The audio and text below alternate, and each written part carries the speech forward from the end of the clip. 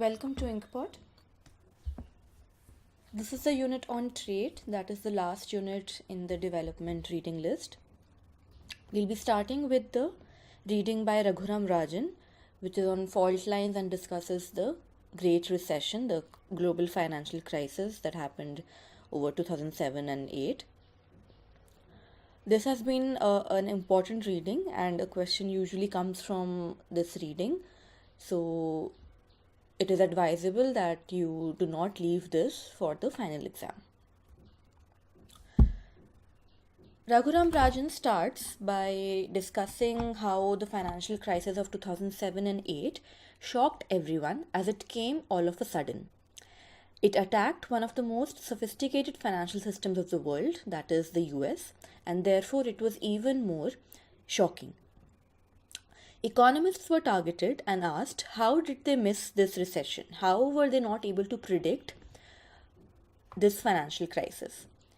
The truth is, however, that there were some economists such as Rubini and Schiller and Rajan himself who were giving out faint warnings, but they were dismissed and not taken heed of.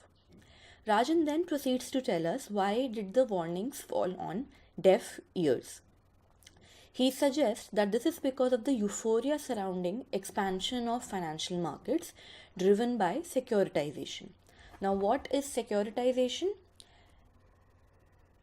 The banks, to get the risky debts off their books, repackaged these risky debts, especially such as housing, into smaller pieces and sold it to other financial institutions. As a result, these banks who were able to get these debts off the book were seemingly facing lower risk, which means they could have charged a lower interest rate, and therefore that led to a greater access to finance and credit in the US economy. However, Rajan shows that the evidence was contrary to this because the risk for banks had actually increased as shown in this graph. So as we can see, this is the rolling standard deviation, and the standard deviation captures risk. So this has been showing an increasing trend, especially after 1999-2000. So Rajan points out to this fact that because of securitization and changes in the competition structure and the regulation structure, the risk for banks had actually increased.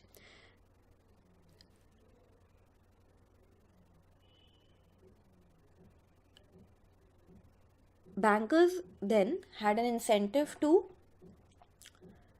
Bankers, because of the absence of regulation, however, felt protected from losses and had an incentive to take on more risk. This exposed the entire system to greater risk, and Rajan in fact predicted that in case of actual default, there will be large repercussions, and his prediction was actually borne out. His prediction came true, and the entire collapse of the credit market and the housing market happened in the US.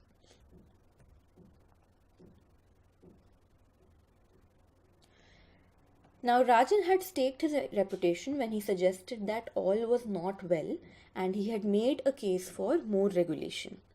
However, others from the profession, other economists, didn't respond to this too well, primarily due to two reasons. One, Rajan claims they were being defensive. If there is an impending crisis, it is not because of economists but regulators. That is what the other economists had the view. Basically, other economists wanted to put the blame on regulators, which is that the regulators haven't been able to keep the financial sector in check, and economists don't have a role to play in this financial crisis. Second, according to Rajan, the economists who were criticizing Rajan's claim and prediction were overconfident about dealing with the situation if it ever arose.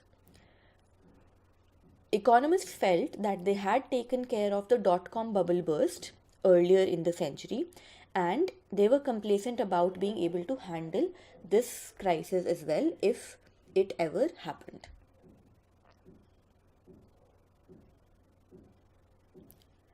With this background, Rajan points out to the fact that the true reasons of the crisis are hidden. The greedy bankers and lax regulation or inadequate regulation are only the proximate causes of the crisis, and the main reasons are deeper within, which he calls the fault lines, which run at a level deeper than what is apparent or what can be seen easily. Because of these fault lines, Rajan suggests that the problem compounded and we got a crisis at a level that was not seen before. The three fault lines that he discusses and he puts forth are domestic political stresses resulting in inequality and therefore change in the regulatory framework, trade imbalances and dependence on export-led growth, and the interaction of different financial systems which resulted in a clash of these systems. So let's discuss all of them one by one. Rajan suggests that the rising income inequality in the US created political pressure to encourage easy credit so as to allow for more consumption, especially for housing, which was the great American dream. The fault line here was, according to Rajan, that to reduce the inequality, the kind of reforms that were needed were in human capital development, in productivity, for example, in education and income support and safety nets. However, politicians took an easy way out and encouraged consumption by giving easy credit. Easy credit means easier or loans given on low interest rates and on easy terms. This easy lending was used to supplement consumption, especially for the low income households who had low credit worthiness, which means the risk of the bank failing when these low credit worthy households do not repay the loan was quite high.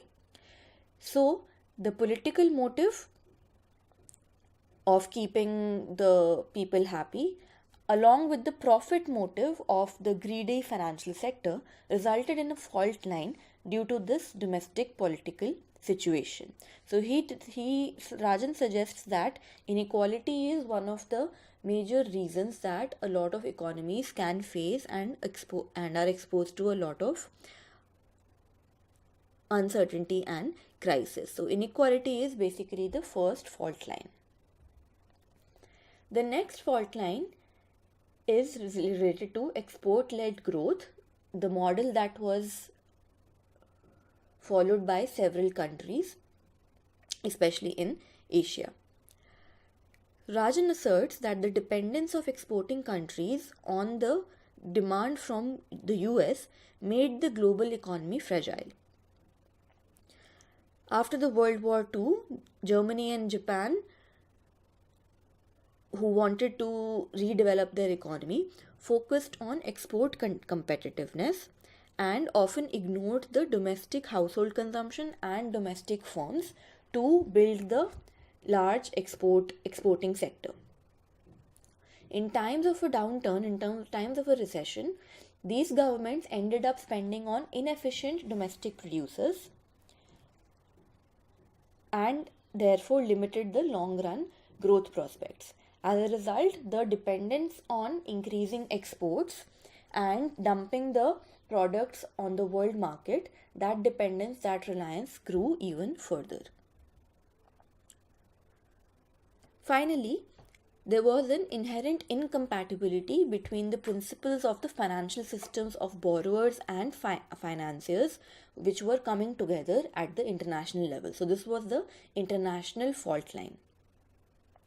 Whereas in the UK and US, there was greater transparency and enforceability of contracts and also better available information due to the technological reasons. These features had encouraged direct transactions instead of the use of intermediaries. On the other hand, developing countries had a lot of government and bank intervention and limited limited information or asymmetrical information and lacks enforcement as well. When foreign investors entered the developing countries in 1990s, primarily short-term loans were given and the screening of borrowers did not happen. Now this again ties back to the kind of lax enforcement and the intervention that was there. After the Asian crisis, when the foreign investors pulled out money from underperforming projects, it resulted in volatility and a slump in the developing countries. This resulted in a low growth unemployment cycle and therefore further political turmoil, which goes back to the first fault line of inequality increasing, resulting in further poor policies.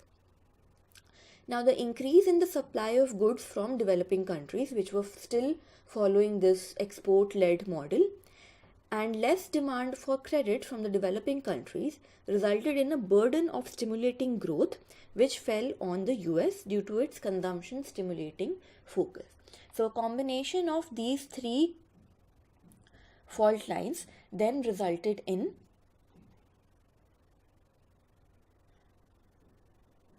the crisis that we saw. In the wake of this, in the light of this, the Raghuram Rajan suggests that the kind of challenges and the way forward, that is, that inequality should be taken care of, and not through quick fixes, but by proper investment in productivity, human capital growth, education, and so on, and by providing safety nets. He also calls for more regulation rather than less regulation. Better regulation and more careful regulation will allow a reform of the financial system, which is another of his suggestion and the challenges that is the challenge which is going to be faced. And finally, he suggests that the dependence on export-led growth should be reduced.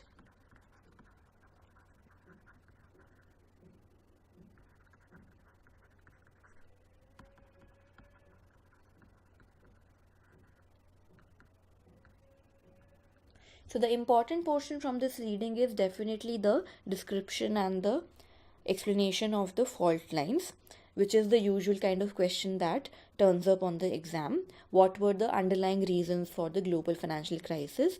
And then based on that, what are the challenges that are faced and the kind of recommendations that can be made to prevent such a crisis in the future?